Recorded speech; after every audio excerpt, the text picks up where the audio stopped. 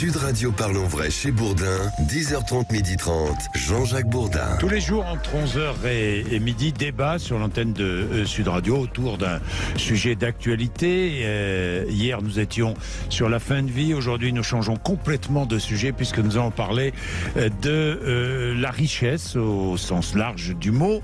Le classement Forbes des hommes, des femmes et des hommes les plus riches du monde est paru hier et nous constatons que la française la plus riche et que la femme la plus riche est française et que l'homme le plus riche est français.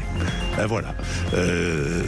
Bon, est-ce que nous devons être fiers? Est-ce que, ou pas? Est-ce le résultat de la vigueur de l'économie française?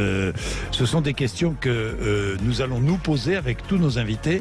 Nathalie Arthaud, qui est porte-parole de Lutte ouvrière, bonjour. Bonjour. Merci d'être avec nous. Jean-Philippe Delsol, qui est avocat fiscaliste, bonjour. Bonjour. Et puis Philippe Vigier, qui est député Modem d'Eure-et-Loir, bonjour. Bonjour. Alors, ce classement est donc clair. Bernard Arnault est l'homme le plus riche du monde, plus de 200 milliards de dollars. Et Françoise Meyers-Bettencourt est la femme la plus riche du monde. Est-ce que nous devons en être fiers, Nathalie Arthaud? Alors, je pense que c'est une très bonne nouvelle pour la mobilisation de demain. Voilà. Ah bon, Je pense que cela va donner des raisons supplémentaires à tous ceux qui ont envie de manifester et de s'opposer au recul sur les retraites. Parce que, écoutez, ça fait quand même maintenant plusieurs mois que le gouvernement nous explique qu'il faut renoncer à 2 ans de retraite parce qu'il n'y a plus d'argent.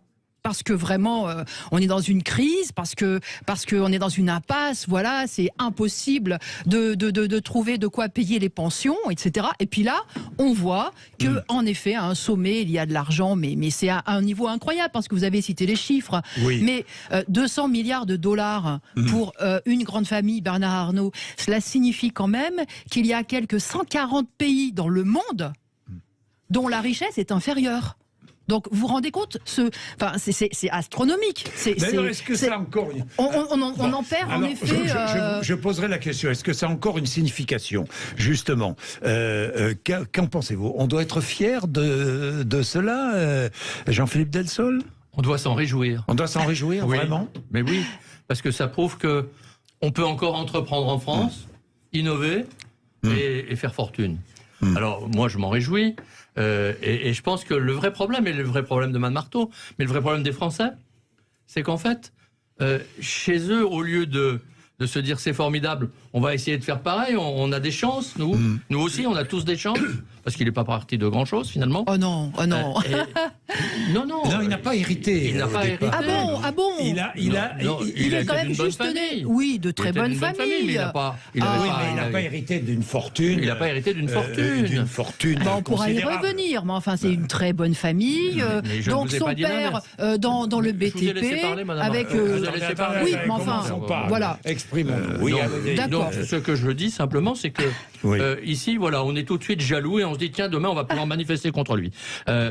Non, il faut manifester contre lui demain quand même. Bien sûr, mais d'une certaine manière, d'une certaine manière. Vous voyez, regardez. Oui, d'une certaine manière. Oui, d'une certaine manière. Écoutez, on a quand même vu les chiffres. On sait que 2% de taxes sur les 43 milliardaires qu'il y a dans ce pays, ça remplirait les caisses de retraite. Donc oui, c'est aussi revendiquer de prendre l'argent là où il y en a. Oui, mais d'accord, mais je voudrais finir.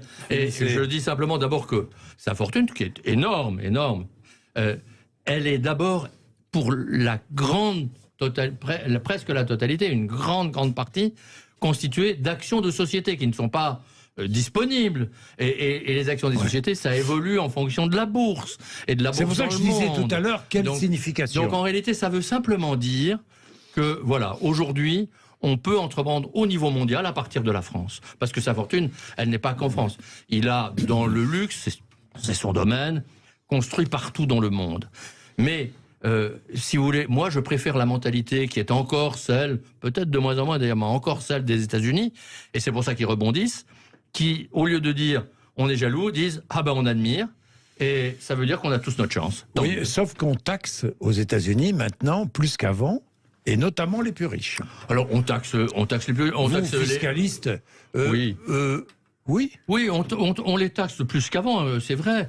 Ceci dit, je prends juste quelques exemples, si vous voulez. Aux États-Unis, en termes de succession, jusqu'à 12 millions de dollars, c'est-à-dire quasiment la même chose en euros, on n'est pas taxé. Oui. En France, c'est à 1,8 million, on est taxé à 45%. Oui. C'est pas tout à fait la même chose quand même. Hein. Bien, Philippe Vigier, qu'en pensez-vous? On doit se réjouir ou pas? Oui, on s'en réjouit. Oui. Je vais vous dire pour une raison simple. Oui. C'est que derrière ce nom de Bernard Arnault, Bettencourt, tous ceux qui ont chance d'être à la tête d'une grande entreprise capitalistique, c'est qu'il y a des centaines de milliers d'emplois à la clé. Vous voyez, moi je vais prendre les choses très simplement. Dans ma circonscription, je suis heureux, parce que vous voyez, je suis en Eure-et-Loire, donc en région Centre-Val-de-Loire. Qu'est-ce qu'il y a en région Centre-Val-de-Loire? C'est là où est née la Cosmetic Valley. La Cosmetic Valley, elle est connue dans le monde entier. C'est un cluster qui est devenu un pôle de compétitivité mondiale. Eh bien, dans une petite commune de 400 habitants, il y a 200 emplois qui se créent. Vous voyez, ça c'est bon pour le développement durable. Ça évite à des gens d'aller à Paris tous les jours travailler. Ils ont 200 emplois sur place. Et est-ce qu'ils sont bien payés ou pas? C'est ça qu'il faut regarder. Eh bien, est-ce que vous avez souvent vu des gens qui travaillent chez LVMH dire qu'ils sont mal payés? Oui. Mais très rarement. J'en connais pas mal. Vous en connaissez, mais moi j'en connais beaucoup qui vous montreront le contraire. À quelques dizaines de kilomètres de chez moi, c'est Vendôme. Là, c'est Bernard Arnault qui vient décider d'investir une somme considérable. Donc lorsque vous connaissez Chartres, lorsque vous connaissez la région Centre, lorsque vous connaissez la France, et moi, je me réjouis du fait qu'on soit capable d'avoir des pépites industrielles et qu'on soit capable, justement, de faire en sorte que derrière, il y ait des milliers, des centaines de milliers d'entreprises. Je préfère ça plutôt que d'avoir des entreprises délocalisées en Chine ou ailleurs. Bon, mais la question, finalement, sur le chiffre en lui-même, parce que 200 milliards, qu'est-ce que ça veut dire? Ce qui m'intéresse, c'est qu'il y a 5 ans, il était à 70 milliards. Oui. Est-ce qu'on va leur en vouloir parce qu'ils ont fait des bonnes affaires? Non, mais vous voyez, moi j'ai grandi en Auvergne, il y a Clermont-Ferrand. À Clermont-Ferrand, il y a quoi? Il y a Michelin. Comment a commencé Michelin il y a un peu plus d'un siècle? C'est une entreprise qui est un rayonnement mondial. Est-ce que ces salariés sont maltraités? C'est pas vrai, ils ne sont pas maltraités. Ce qui est important après, c'est une certaine redistribution de la richesse. Ça, c'est un autre sujet. Voilà. Ça, c'est la politique salariale. Ça, ce sont d'autres éléments qu'il faut rentrer en ligne de compte. Mais je vous en supplie. C'est vrai qu'il y a intéressement, participation dans ces entreprises-là. C'est là où il y a la redistribution. Dans ces entreprises-là, il y a une redistribution mieux qu'ailleurs. Alors, vous en convenez. D'abord, qu'est-ce que ça veut dire, cette explosion des grandes fortunes? Puisque vous avez vous-même, vous êtes surpris de voir qu'on passe de 60 milliards à 200 milliards. Donc oui, ça veut dire qu'il y a à un sommet de la société beaucoup d'argent qui s'accumule et qui font prospérer le marché du luxe, très clairement. Quand il y a des salariés qui doivent, qui ont 100 euros... Le marché du luxe, c'est parce qu'il y a des... attendez, je termine mon raisonnement. Quand il y a des salariés qui ont un budget de 100 euros pour l'alimentaire par mois, eh bien, il y a aujourd'hui dans le monde des ultra-riches qui peuvent dépenser 1 000 euros pour leur repas. Pour une bouteille de champagne, pour un bijou, pour un sac de luxe. C'est ça la réalité de notre monde aujourd'hui. Et oui, il y a cet argent-là qui est accumulé et qui fait flamber, y compris les prix du luxe. Il y a aussi de la spéculation, parce qu'il y a énormément d'argent qui précisément ne va pas s'investir dans ce qui est utile, dans ce qu'il serait nécessaire, nous, aujourd'hui, dans la société. C'est ça aussi le problème. Mais je veux bien développer là-dessus tout à l'heure, mais je veux revenir sur une chose.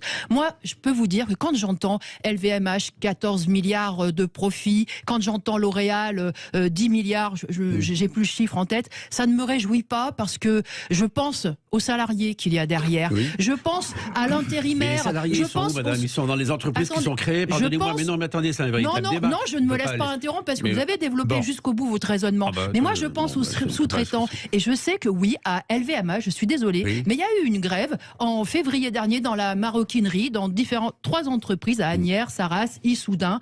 Il y a 1 an, il y a eu Arco à Châtellerault qui a fait une grève des ouvrières, 350 ouvrières, qui ont fait grève parce qu'elles étaient payées à 1 300 euros, parce que leur salaire n'augmentait pas au rythme de l'inflation, parce qu'elles sont confrontées aussi aux cadences, comme dans n'importe quelle entreprise. Et la réalité, c'est que ces entreprises-là, elles prospèrent parce qu'elles sont fondées sur l'exploitation, et sur l'exploitation dure et difficile. Vous savez, moi je viens de Romans-sur-Isère. Romans-sur-Isère, il y a encore une tannerie. Une tannerie, la tannerie Roux. Eh bien, j'ai encore en tête, j'ai rencontré un ouvrier de cette tannerie. Donc, lui, il s'occupe de décharger les pots de décharger les pots et de faire le premier traitement des pots. Et m'a raconté ses conditions de travail. Eh bien, c'est ça aussi LVMH, et c'est au SMIC, hein, et c'est en 2-8, hein, c'est en équipe. Ça appartient à LVMH à Romans, non, mais ils travaillent pour LVMH. Ils sont indépendants. C'est un sous-traitant. C'est un sous-traitant, un fournisseur de LVMH, et c'est des conditions de travail extrêmement difficiles. Et la réalité, c'est que tous leurs chiffres, quand ils donnent des chiffres de rentabilité, et qu'ils font ensuite, bien sûr, exploser le cours boursier, eh bien, c'est bien sûr basé sur l'exploitation des travailleuses et des travailleurs. Donc moi, c'est cela que je dénonce, et c'est mon combat, parce qu'en effet, il y a un lien. Il y a un lien, ces grandes fortunes-là et la situation des travailleurs qui se dégradent, la précarité, les bas salaires, les conditions de travail, il y a un lien. Donc moi, je me battrai toujours pour dire, ça suffit. Mais vous n'avez pas le monopole de la défense des salariés. Nous avons également le monopole de les aider, de les encourager pour les conditions de travail. Non, ce n'est pas votre propriété privée. Non, pas du tout. Mais c'est là où vous... Les travailleurs, ils savent se défendre tout seuls, vous voyez, ils sont dans la rue demain. Vous n'avez pas voulu vous interrompre, donc ayez au moins l'élégance de faire la même chose. Ou alors ça ne marche pas. Allez. Donc non, mais... on fixe des règles, on les respecte, ou alors on ne les respecte pas. Non, mais chacun, donc je suis désolé. Chacun va pouvoir et peut s'exprimer. Quand il n'y a pas de production de richesse, il n'y a pas de redistribution. Il y a un sujet sur lequel on peut se retrouver, c'est d'améliorer les conditions de travail. Il y a un sujet sur lequel on peut se retrouver, c'est justement des meilleurs salaires, des dividendes, de faire en sorte qu'on soit capable justement de mieux associer les salariés à la redistribution. Ça, oui, qu'il faille progresser, oui. Oui, d'ailleurs, ce sera la deuxième partie de notre débat. Mais absolument. Plus de solidarité, comment Jean-Jacques Bourvin ne va pas laisser d'un côté ceux qui défendent uniquement les salariés, les autres qui ne les défendent pas. Pardonnez-moi, ce n'est pas vrai. Moi, j'ai été chef d'entreprise également dans ma vie. Je ne pense pas qu'ils étaient mal payés et je pense que je les ai accompagnés pour leurs conditions de travail. Jean-Philippe Delsol. Voilà. Je comprends parfaitement votre agacement devant des dépenses ostentatoires. Comme vous, je les trouve agaçantes et pas injustes, mais inélégantes pour le moins. Et je comprends aussi votre combat, il est tout à fait légitime pour améliorer le sort de tous et notamment des plus démunis. Ceci dit, je pense qu'en réalité, avant d'accabler, d'accuser les riches, il faut se poser plusieurs questions. Là, ce sont des très riches. Et les très riches. C'est bien la différence. Mais aussi, il faut se poser des questions. D'où vient cette richesse ? Comment est-ce qu'elle a été constituée ? Et je pense qu'il y a des richesses qu'il faut condamner, combattre avec fermeté. Ce sont celles de ceux qui s'enrichissent indûment, irrégulièrement, au détriment des autres. Notamment ceux qui tombent dans ce qu'on appelle le capitalisme de connivence avec l'État souvent, par exemple aujourd'hui en Chine, en Russie, les oligarques qui en fait profitent davantage que leur consent l'État pour taxer les autres en fait, pour leur vendre des choses dont ils n'ont pas forcément envie, avec des surprix. Et ça, c'est évidemment à combattre. En France, moi je vais prendre un exemple, l'exemple d'un autre riche qu'on trouve dans les 10 premiers riches de France, selon le classement Forbes, c'est Monsieur Niel. Parce que son exemple est tout à fait intéressant. Lui, il s'est enrichi très vite aussi. Au cours des 10 dernières années, il s'est enrichi. Avant, il était... Free. Bon, comment il s'est enrichi ? La téléphonie mobile. Eh bien, il y a une dizaine d'années, il est arrivé sur le marché des smartphones, des téléphones portables, et à un moment où il était en construction. Et là où l'abonnement coûtait, je vous donne des chiffres moyens, 25 € pour tout le monde, au minimum, lui est arrivé en disant, moi, je vous le fais à 10, 11, 12 €. Il a réduit de plus de 50% l'abonnement téléphonique. C'est-à-dire qu'en fait, il a su créer, en profitant d'un système qui était un système de semi-monopole, d'oligopole, comme on appelle ça aujourd'hui, une entente cordiale. Et de concession d'État, de fréquence. Une entente cordiale sur les prix. Le capitalisme voilà, c'est ça, c'est ce que je veux dire. Entre les opérateurs, au détriment du consommateur. Et il est arrivé, et il a... C'est plutôt du socialisme de connivence, d'ailleurs. Parce que c'est l'État qui favorise ça. Et il est arrivé, et il a apporté de la concurrence, et il a offert à tous les foyers français 120 €, 150 € de plus par an sur ses abonnements. Et en même temps, il s'est enrichi. Mais tant mieux, merci.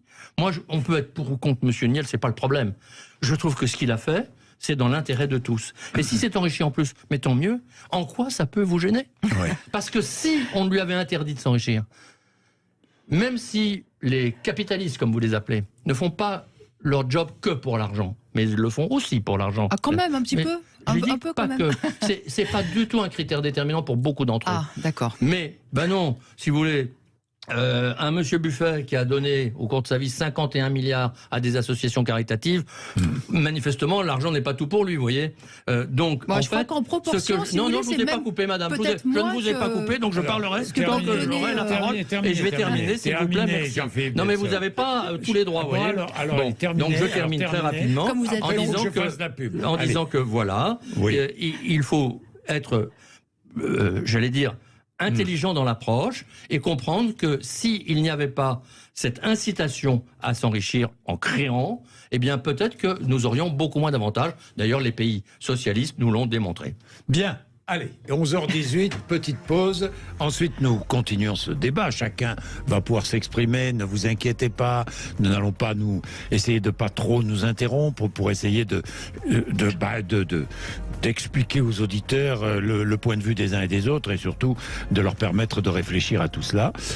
Il est 11h18. Je vois que l'intersyndicale est sortie du bureau d'Elisabeth Borne. Nous allons voir exactement ce qui s'est dit. Je crois, l'intersyndicale parle de réunion inutile. Une gifle. Ça, c'est bien parti, tiens. 11h18, à tout de suite. Jean-Jacques Bourdin. Il est 11h21. 11h21, merci d'être avec nous. Nous poursuivons ce débat. Alors, je faisais la réflexion, on va la faire ouvertement pendant la pub. Je me disais que les ultra-riches, on le voit avec les crises récentes. Il y a eu le Covid, il y a les crises de l'énergie, il y a des guerres, mais ça ne les touche pas. Les ultra-riches s'enrichissent toujours. Alors que le petit chef d'entreprise, qui lui a 20, 30 ou 100 salariés, et qui doit boucler ses fins de mois, eh bien lui, dès qu'il y a une crise, il est en difficulté. Là, n'y a-t-il pas une injustice? Jean-Philippe Delsol, je vous pose la question. Je ne pense pas qu'il y ait une injustice. Face à une crise, il y a des gens qui ont l'art d'anticiper, mais parce que vous croyez que le patron de PME, il n'a pas l'art de s'anticiper, d'anticiper? Je pense quand même que la plupart des riches aujourd'hui sont des entrepreneurs. Ce sont des entrepreneurs qui ont réussi parce qu'ils ont cette habileté que nous n'avons pas tous. Non, des ultra-riches, je dirais. Même, la plupart des ultra-riches sont des entrepreneurs. Oui. Enfin, la grande majorité, ce sont des entrepreneurs, et les autres, ce sont des descendants d'entrepreneurs. Oui, ce sont des descendants, oui. Mais la grande majorité, ce sont des entrepreneurs directs. Oui. Et alors, moi, ce que je constate, si vous voulez, je vais prendre un exemple. Oui. C'est que, en fait, en France, ce qu'on a su faire, c'est 80% des 10 premiers riches, c'est favoriser le luxe. Ce qui est bien, mais c'est quand même pas l'idéal. Aux États-Unis, les 80% premiers, ce sont des gens qui sont dans la technologie, dans l'innovation, dans le numérique. C'est quand même très différent. C'est Elon Musk, etc.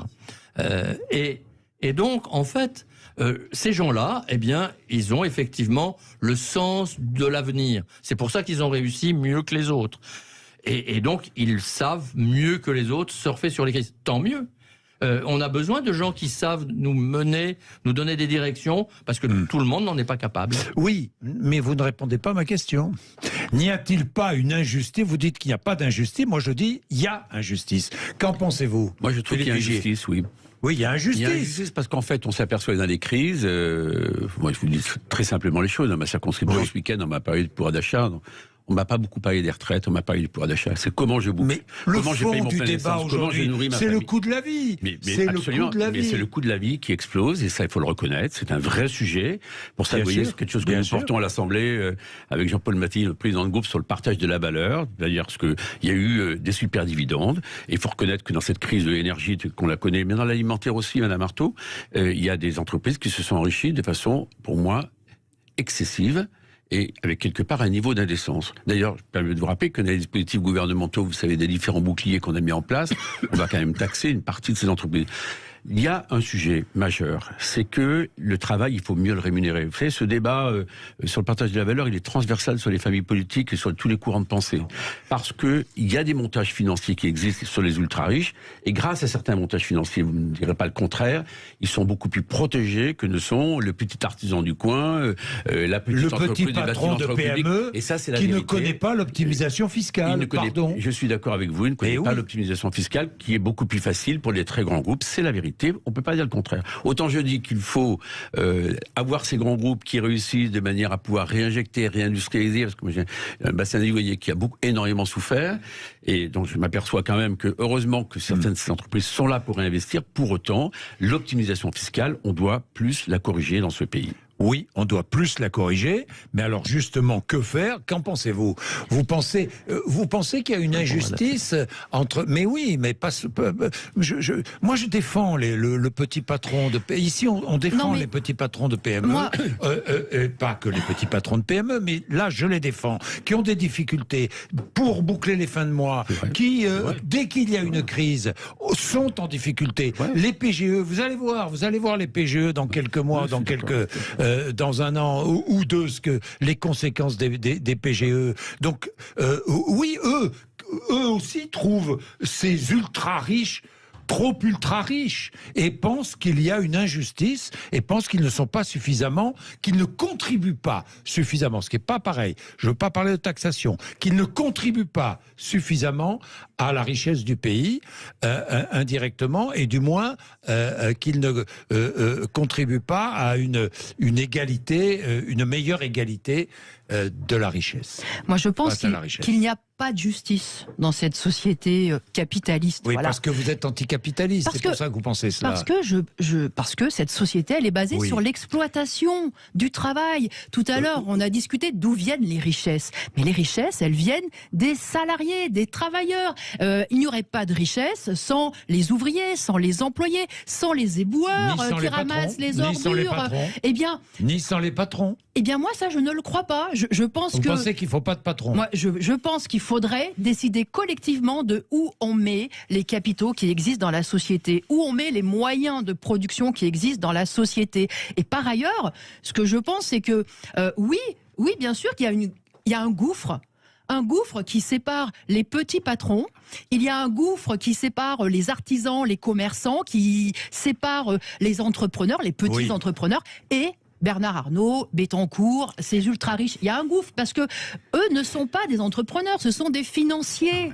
Ce sont des spéculateurs. Ce ne sont pas des gens qui investissent. Ce sont des gens qui parasitent une société qui, de toute façon, dans laquelle l'argent va à l'argent. Donc voilà, bien sûr qu'ils se sortiront toujours des crises, toujours, parce que de toute façon, d'abord leur business, c'est le luxe. Donc de toute façon, c'est s'adresser à ceux qui ont des magots incroyables mais vrais. Oui, mais voilà. C'est une fierté française, le luxe, quand même. C'est un savoir-faire. Mais en quoi? C'est un savoir-faire. Écoutez, moi, je serais fière quand les travailleurs ils pourront vivre de leur travail. Je serai fier quand cette société elle progressera pour tout le monde, quand les hôpitaux fonctionneront, quand il y aura ce savoir-faire est reconnu dans le monde entier. Mais vous n'êtes pas fier? Qu'est-ce que ça nous apporte à nous dans notre vie de tous les jours? Franchement, ça nous apporte quoi? Et moi, je tiens aussi à dire une chose, c'est que justement, cet argent-là qui s'accumule. Là, j'ai fait le calcul. Si j'ai bien calculé, la famille Arnault va récupérer 4 milliards en dividendes et en rachat d'actions. 4 milliards, vous vous rendez compte? 4 milliards. Mais 4 milliards, moi j'ai des idées pour les investir, les 4 milliards. Il y a besoin de cet argent-là pour investir. Le rachat d'actions, d'ailleurs, c'est peut-être un problème. Pour investir dans les EHPAD, etc. Donc, mais ce ne sont pas des investisseurs. Ce ne sont pas ils jouent au casino. Alors bien sûr qu'ils s'en sortiront toujours. Donc moi, ce que je dis au travail, oui, cette société elle est très riche. Nous créons énormément de richesses. Bien. Il faut au minimum que ça nous serve. Ça nous serve pour nos retraites, pour nos salaires, pour nos conditions de vie. Quelques mots. Oui, Jean-Philippe Delsol. Oui, je voudrais d'abord souligner que les riches sont déjà beaucoup plus taxés que les autres. Il y a effectivement des riches. Vrai. Il y a eu des augmentations. C'est pas vrai. Il y a eu des augmentations de la richesse ces dernières années, depuis 20 ans à peu près, à cause justement de l'innovation, notamment numérique. Mais globalement, toutes les populations dans les pays occidentaux se sont enrichies, et à des niveaux de l'ordre de 3% par an en France, par exemple, ce qui n'est pas rien, parce que ça veut dire que... 3% la moyenne. Au niveau des 50% les moins riches, c'est 3%. Il y a une augmentation moyenne de 3% de leur niveau de vie. Et l'augmentation des ultra-riches, c'est c'est beaucoup plus. Mais ceci dit, le vrai problème, c'est là où il n'y a pas... C'est pas un problème? Est-ce que c'est un problème ou pas? Mais si, le vrai problème, il n'est pas là. Le vrai problème, c'est que si on fait disparaître la liberté de s'enrichir, car c'est ça le problème. Moi, je ne défends pas les riches du tout. Je dis simplement que s'il n'y a plus de liberté de s'enrichir, eh bien, ça veut dire que si on veut l'égalité partout, ce que souhaite Madame Arthaud, eh bien, en réalité, on a la pauvreté pour tout le monde. Ouais. Et ça, c'est évident dans tous les pays. Et aujourd'hui, je termine là-dessus, aujourd'hui, en France, prenons simplement ces chiffres, les 1% les plus riches contribuent à, ça dépend des années, de l'ordre de 40% de l'impôt sur le revenu, et les 10% les plus riches contribuent à de l'ordre de 70%, 75% de l'impôt sur le revenu. Pardon de vous dire, mais puisque vous prenez les chiffres, ce ne sont pas les ultra-riches qui contribuent. C'est les 1%, j'ai dit les 1%. Oui, mais les 1%, attendez. Il y a de tout dans les 1%. Oui, mais c'est la plupart des 1% qui contribuent aux 40% dont vous parlez, ce ne sont pas les ultra-riches. Vous le savez bien. Mais monsieur Bourdin, les ultra-riches. Et oui. Bien sûr, ces milliards nous font tourner la tête, c'est évident. C'est pas qu'ils nous font tourner la tête. Il reste que, quand monsieur Arnaud reçoit 4 milliards, je n'ai pas les chiffres, mais vous les avez donnés, je les prends en comptant. C'est pas pour aller déjeuner à 1 000 euros par... Peut-être qu'il le fera, ça aussi, mais l'exemple que vous avez pris tout à l'heure. Mais c'est pour réinvestir. Et ce sont des gens qui réinvestissent. Et en réinvestissant, ils créent des nouvelles richesses, ils créent des nouveaux emplois, ils augmentent la valeur ajoutée au profit aussi des employés. Il est 11h31, nous allons observer une pause, et puis je voudrais que nous parlions quand même de la réforme des retraites, parce que les syndicats sont sortis. Visiblement, ça s'est pas bien passé. Nous allons écouter Sophie Binet dans un instant, la nouvelle secrétaire générale de la CGT à la sortie. Oui, je disais, visiblement, ça s'est mal passé. Donc, nous allons en parler juste après la pub. Vous êtes sur Sud Radio. À tout de suite. Jean-Jacques Bourdin. Il est 11h34. Merci d'être avec nous. Alors, nous allons, messieurs, nous allons faire une petite parenthèse autour de la réforme des retraites, parce que apparemment, ça s'est visiblement très, très mal passé. La rencontre avec Elisabeth Borne a duré moins d'1 heure avec les syndicats. Elle a refusé le retrait du texte. Vous ne pouvez pas s'attendre à autre chose. Alors, le leader de la CFDT, Laurent Berger, a mis fin à l'entrevue. C'est ce que raconte la nouvelle secrétaire générale de la CGT, Sophie Binet. Notre présence ici, elle prouve notre sens des responsabilités et du dialogue. Nous avons trouvé face à nous un gouvernement radicalisé, obtus et déconnecté. C'est une gifle au visage des millions de Françaises et de Français qui sont dans la rue, qui sont en grève, qui sont opposés à la retraite à 64 ans, à l'allongement de la durée de cotisation et à la suppression des régimes spéciaux. Cette stratégie, jusqu'au boutiste, elle est violente et elle est irresponsable. Le gouvernement porte la responsabilité du désordre. La conclusion, pour nous, est limpide. Nous devons être très nombreuses et nombreux dans la rue dès demain pour demander le retrait de cette réforme injuste. Nous devons poursuivre la mobilisation jusqu'au bout, jusqu'à ce que le gouvernement comprenne qu'il n'y a pas d'autre issue que le retrait de cette réforme. Voilà, une décision grave de la part de Matignon, d'Elisabeth Borne. C'est ce qu'a déclaré aussi Cyril Chabagnier, le président de la CFTC, sur le perron de Matignon. Et je vous rappelle que nous aurons en ligne et en direct, juste après ce débat, François Omril, qui est le président de la CFE-CGC. Réaction, Nathalie Arthaud. C'est sans surprise en fait, oui. Sans surprise, mais c'est vrai que moi cette gifle, je la ressens depuis le début, comme des millions de salariés qui disent, qui crient, qui ressentent qu'ils n'y arriveront pas. Ils n'y arriveront pas à 64 ans. Les premiers concernés disent on n'y arrivera pas. Et en réalité, soit on terminera à Pôle emploi, soit en invalidité. Et donc, aux minima sociaux. Mieux vaut travailler chez Bernard Arnault que être éboueur éboueur municipal. Mais alors, vous savez, même chez Bernard Arnault, je suis convaincu qu'il y a des couturières, qu'il y a des maroquiniers, qui n'y arriveront pas en fait. Ouais. Mais bien sûr, parce que y compris quand on est couturière, on a des tendinites, on a des lombalgies, etc., etc. Alors, donc Vigier, voilà, moi je serai dans la rue demain en tout cas, et j'espère qu'on sera nombreux. Que vous serez dans la rue, oui. Député Modem d'Eure-et-Loir, l'image est forte sur le perron de Matignon. Nous avons tous les syndicats unis qui disent que la décision de la Première ministre est grave. En fait, c'est pas très bon pour le gouvernement, cette image-là, non ? C'est un moment très difficile pour le pays. Est-ce que le pays... Attendez, est-ce que le gouvernement n'est pas en train d'unir à nouveau le front du refus, si je puis dire? Je fais partie de ceux qui nourrissaient l'espoir que ce matin, peut-être par le biais d'une médiation, telle qu'on l'avait proposée la semaine dernière, on puisse remettre tout le monde autour de la table. Cette réforme, elle est pourtant indispensable pour le pays. Je vais intervenir, madame, sur les problèmes de pénibilité. Parce que, vous voyez, on vient de parler d'argent, là, tout à l'heure. Oui. Il y a 30 milliards d'euros de déficit structurel de retraite chaque année. 30 milliards. Ça, personne n'en parle. C'est vrai. Et oui, mais ça, c'est vrai qu'on n'en parle pas dans le débat. La deuxième chose, c'est qu'il y aura moins d'actifs. Alors après, moi, je vais vous dire les choses très simplement.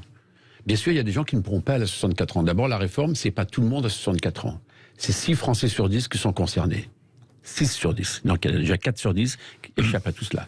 Deuxièmement, c'est une augmentation de 2 ans. Quand madame, même ceux qui ont droit à des carrières longues, c'est 2 ans de plus. Mais vous m'accorderez quand même. C'est 2 ans de plus. Vous m'accorderez. Donc, personne n'y échappe. Est-ce que je peux vous dire que personne n'ira, tout le monde n'ira pas à 64 ans, simplement 6 sur 10. Mais 2 ans de plus pour tout le monde. Oui, madame, mais c'est pas nouveau. Je vous rappelle qu'il y a eu des réformes de madame Touraine, il y a eu des réformes de monsieur Wörth. Pourquoi on fait cela? Aussi parce qu'on a un problème financier, vous le savez très bien. Il y a les petites retraites. Vous dénoncez les problèmes des pouvoirs d'achat, je dénonce également. Les petites retraites, elles existent dans ce pays. Vous voyez, j'ai une vieille maman, je peux vous dire exactement ce qu'elle a par mois. Et donc les petites retraites à 1000 euros, à 1100 euros, elles sont là, elles existent. Et c'est scandaleux. Et c'est scandaleux. Oui, madame. Mais là, tout le monde est d'accord. Mais tout le monde parle que des 64 ans, mais ça, on ne parle pas des petites retraites. On ne parle pas non plus de... Oui, pardon, mais le gouvernement en a très mal parlé. Pardon. En faisant croire que tout le monde allait toucher 1200 euros. Je crois que je fais partie de ces voix de la majorité qui ont dit que...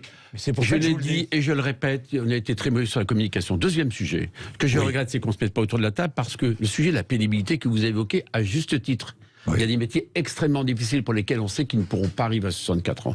C'est là où, pour moi, ça n'est pas aux parlementaires, ça n'est pas au gouvernement de décider, c'est aux partenaires sociaux à définir les véritables critères qui font que celui qui devait partir à 64 ans avec une retraite à taux plein, peut-être partira-t-il demain à 72, 63 ans. Vigier, j'ai une question. Je voudrais juste un élément important qui est passé sous les radars de la réforme. En plus, je suis l'auteur de cet amendement, d'une clause de revoyure de la réforme. Oui, je sais. En 2027. Je sais. Cette clause de revoyure, c'est une photo pour voir où on en est, comment ça se passe. Est-ce que l'emploi des seniors, on va le laisser dans ce pays comme il est? C'est un gâchis humain considérable. 1 Français sur 3 depuis 60 ans travaille. Tous les autres, on n'a pas besoin de vous. Vous servez à rien. C'est Pôle emploi. Et pourquoi? Eh bien voilà. Dites-moi pourquoi. Parce que le patronat, il considère qu'ils ne sont pas assez exploitables, qu'ils ne sont pas assez rentables. Donc ils sont foutus à la porte. Je vais répondre, madame. Ils sont foutus à la porte, à Pôle emploi. Eh bien, madame. C'est pas faux. Voilà. En plus, ça leur coûte cher parce qu'ils ont de l'ancienneté. Donc voilà, c'est la rentabilité. Le système, il est guidé par la rentabilité. Terminé, j'ai une question ou deux à vous poser, Philippe Vigier. Et ensuite, donnons la parole à Jean-Philippe Delsol. Oui, alors allez-y. Les seniors, c'est les conditions de travail qu'il faut faire bouger. Peut-être faut-il travailler que 3 jours par semaine ou 4 jours par semaine et former un jeune, alors que c'est un gâchis humain considérable. Donc, justement, c'était tout cela sur lesquels on a une loi travail qui arrive. Il faut mettre tout autour de la table. Et moi, ce que je regrette, c'est qu'on reste figé uniquement sur ce chiffre de 64. Donc, il y avait moyen, me semble-t-il, de se remettre autour de la table. Prenons un médiateur, ne restons pas bloqués dans ce pays. Mais alors, vous avez voté contre la réforme, alors Je n'ai pas voté contre la réforme. Nathalie Arthaud, j'ai 2 questions à poser à Philippe Vigier. Je respecte votre combat, respectez le mien. Philippe Vigier, vous souhaitez que tout le monde se mette autour de la table. Oui, mais je le réclame. Aujourd'hui, vous le réclamez. Oui, mais aujourd'hui, c'est impossible. Vous avez d'un côté la Première ministre, le gouvernement, le président de la République qui disent on ne reviendra pas sur les 64 ans. Et vous avez de l'autre côté les syndicats qui disent si vous ne revenez pas sur les 64 ans, nous ne nous mettons pas autour de la table. Alors que faites-vous? Que proposez-vous? Vous êtes membre de la majorité. Oui, je vous dis, il faut trouver une médiation. On ne pourrait pas rester d'un côté de la rivière et de l'autre côté. Ça n'existe pas. Une médiation. Qui proposait cela? Nommer une médiation. Nous l'avons proposé, les centristes nous l'ont proposé. Vous l'avez proposé, nommer un médiateur aujourd'hui. Parce qu'on ne peut pas rester figé d'un côté ou de l'autre. Parce que les salariés... Ça serait une solution de sortie, peut-être. Vous aurez quand même remarqué que Emmanuel Macron veut l'affrontement. Voilà, il a fermé absolument toutes les portes. Vous pensez qu'il ne voudrait pas d'une médiation? Il l'a dit. Écoutez, il l'a dit d'ailleurs, et d'ailleurs Bayrou qui l'a proposé a fini par replier un petit peu, par se replier sur cette question-là. Madame Arthaud, ne faites pas parler François Bayrou, c'est parfaitement ce qu'il a dit. C'est clair, ça a été une fin de non-recevoir du côté du gouvernement, vous le savez très bien. D'ailleurs, Elisabeth Borne l'a redit ce matin, si j'ai bien compris, puisque y compris Laurent Berger est sorti furax de la rencontre. Ils n'en veulent pas. En fait, ils veulent l'affrontement depuis le début. Ils savent qu'il y a une unanimité dans le monde du travail contre. Eh bien, ils y vont. Voilà, donc c'est l'affrontement, c'est le rapport de force. Ils veulent pas lâcher. Nous non plus, on ne lâchera pas. On est vraiment tombé sur la tête. Je ne suis pas macroniste. Mais je reconnais que dire que c'est le gouvernement qui veut l'affrontement et la violence, franchement, je pense qu'on n'en est pas là. Nous vivons dans un pays démocratique, c'est-à-dire dans un pays dans lequel on accepte à la majorité des voix, après débat, une constitution et des lois. La loi là, il n'y a eu ni débat ni vote. Je ne vous ai laissé parler, madame. La loi a été votée. La loi a été votée dans des conditions constitutionnelles jusqu'à preuve du contraire. Si la décision du Conseil constitutionnel dit que ce n'est pas le cas, attendons le 14. Je pense que tout le monde s'inclinera. 14 en avril. l'état actuel, présomption d'innocence, si je puis dire, c'est le cas. Alors, je pense que cette idée d'aller dans la rue et de l'affronter, et avec les violences qu'on connaît, même si les syndicats n'en sont pas toujours responsables, mais je dis pas toujours, parce que je pense qu'il y a quand même des gens qui soufflent sur les braises, eh bien, je trouve ça totalement inadmissible. Alors, ceci dit, ce qui est grave, évidemment, et c'est pour ça que je ne suis pas macroniste, cher monsieur, c'est que, en fait, cette réforme était nécessaire en l'état de notre système de retraite. Parce qu'effectivement, on court très vite contre un mur. Dans la mesure où on travaille moins, de moins en moins, par les deux bouts, la jeunesse et la vieillesse, on vit plus longtemps, donc dans un système par répartition, dans lequel les cotisations de l'année servent à payer les retraites de la même année, eh ben, il n'y a pas de solution dans une situation comme ça, il faut allonger la durée d'activité. Je suis étonné d'ailleurs que les Français soient des jeunes probablement si différents des autres Européens qu'ils ne puissent pas travailler jusqu'à 64 ans. Car dans la très grande majorité des autres pays européens, on travaille jusqu'à 65 ans et d'autres envisagent même à assez court terme de travailler jusqu'à 67. Mais ceci dit, j'entends ce que vous dites. Je voudrais dire que dans l'état actuel, il n'y avait pas le choix si on veut garder la répartition. Ceci dit, le vrai problème, il est là. Fallait-il garder la répartition ? En tout cas intégralement. Et c'est là que je pense que le gouvernement, comme les partis d'opposition, ont manqué d'idées, d'ingéniosité. Et pourtant, il suffit de regarder ce qui se fait ailleurs. Je prends l'exemple des Pays-Bas, où la capitalisation a été introduite progressivement depuis 20 ans et représente aujourd'hui une majorité, mais il y a beaucoup d'autres pays comme ça, une majorité du montant des retraites. Eh bien, les gens aux Pays-Bas, ils cotisent 20% de moins que les Français et ils ont 20% de plus de retraite, en moyenne. Et les plus pauvres ne sont pas mis de côté. Donc, en fait, ce que je veux dire, c'est que on vit une violence absolument anormale dans un pays qui est resté sur un vote qui n'est qu'une rustine sur une jambe de bois, alors qu'on devrait repenser le système. Bien, alors il y avait peut-être aussi une autre solution. On avait engagé une retraite par points, qui était peut-être une bonne réforme, et qu'on a oublié, et que le président de la République a totalement oublié. On ne sait même pas pourquoi d'ailleurs. Mais on restait dans la répartition. Il ne s'est jamais expliqué d'ailleurs. Vous avez une explication ? Non, parce que d'abord, le système de retraite, c'est extrêmement compliqué. Oui. Non, mais quand je dis très compliqué, c'est quand vous connaissez un peu le sujet, vous n'en connaissez que le dixième. Il faut avoir l'humilité. C'est vrai, c'est vrai. 42 régimes spéciaux, à l'intérieur des régimes spéciaux, des règles dérogatoires, des financements dérogatoires de l'État, enfin bref. Là où je retrouve M. Delsol, c'est que, naturellement, et je vous le dis, Mme Artaud, moi je suis attaché au régime par répartition. Et ma famille politique a même proposé d'ailleurs des financements annexes, soit en cotisant plus, par exemple pour les patrons, soit en allant chercher peut-être au travers de la flat tax, donc une imposition des ressources complémentaires. Mais en l'espèce, à l'état actuel des choses, du fait même qu'il y aura moins d'actifs, il faut bien que l'on s'en sorte, il faut bien qu'on apporte des retraites décentes. Vous voyez, moi je suis dans un territoire rural où les gens ne sont pas riches. Vous êtes sensible à ce mot-là. Et il me l'envoie des SOS. Et ce qui risque de se passer, c'est qu'il y aura des systèmes de capitalisation qui vont se développer et qui vont se renforcer, bien sûr, dans les prochaines années. Et c'est ça la difficulté. Et donc, il faut vraiment que l'on en sorte. C'est pour ça que le dialogue social, tout n'est pas bouclé. Tout n'est pas bouclé. Tant s'en faut. Et au contraire, les voies du dialogue, elles font qu'il faut les renforcer sur les régimes spéciaux. Oui. Ben, pardonnez-moi, on a mis la règle du grand-père. La règle du grand-père, vous la connaissez comme moi. C'est-à-dire que celui qui a 25 ans à l'heure actuelle, il a le régime spécial qui est assuré pour toute sa vie. Mais est-ce que c'est juste qu'un chauffeur de bus à Paris travaille 10 ans de moins que chez moi dans mon département? C'est totalement injuste. Est-ce que les conditions sont plus pénibles? Non. Là, vous défendez l'indéfendable. Défendre, comme j'ai assisté à l'Assemblée nationale, la défense du système de la Banque de France, pardonnez-moi. Non, mais vraiment, qui est un système, un régime spécial qui, évidemment, qui a un siècle et demi d'existence. Mais dans la vie, les choses, elles sont en capacité d'évoluer. Et on ne peut pas, justement, comme cela, faire en sorte que vous qui êtes attentifs aux plus faibles, les plus faibles, malheureusement, ne sont pas suffisamment entendus. Alors, nous allons revenir à notre débat, juste après cette dernière page de pub.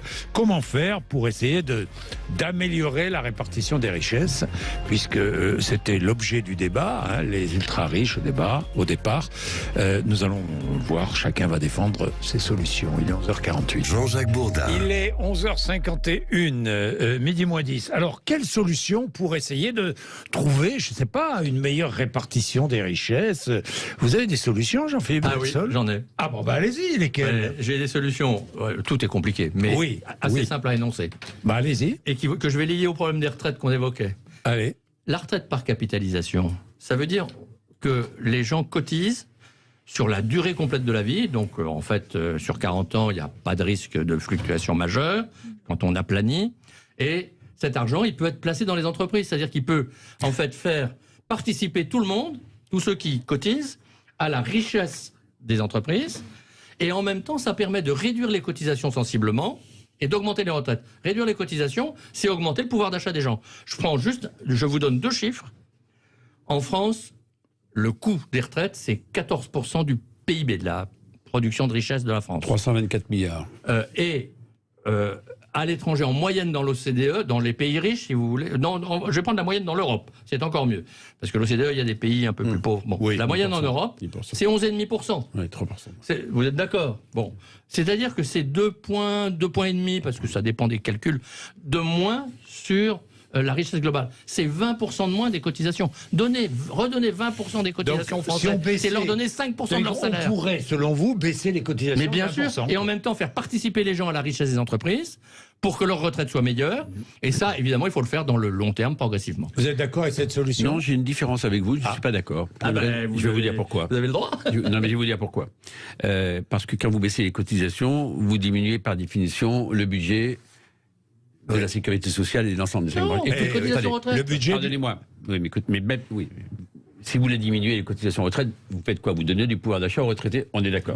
Mais moi, on ne parle pas que du problème du... Moi, j'aurais parlé du partage de la valeur. Oui, du partage de la valeur. La rémunération du capital, la rémunération du travail. Je pense que l'équilibre n'est plus assuré à l'heure actuelle. Oui. Et là-dessus, il y a un travail transversal qui se fait à l'Assemblée. Nous portons, en tout cas nous les centristes, que nous sommes attachés à cela. La feuille de paye doit être mieux rémunérée. Que vous soyez à la retraite ou que vous soyez au travail. Et cette feuille de paye mieux rémunérée, c'est par le salaire direct et par le salaire indirect. C'est pour ça que je crois beaucoup à cet intéressement, à cette participation. Mais c'est pas nouveau. C'est un débat dans le pays qu'on a depuis des... Mais oui, mais justement là-dessus, nous n'avons pas fait le chemin que nous aurions dû accomplir. Le sujet du pouvoir d'achat est un sujet absolument majeur.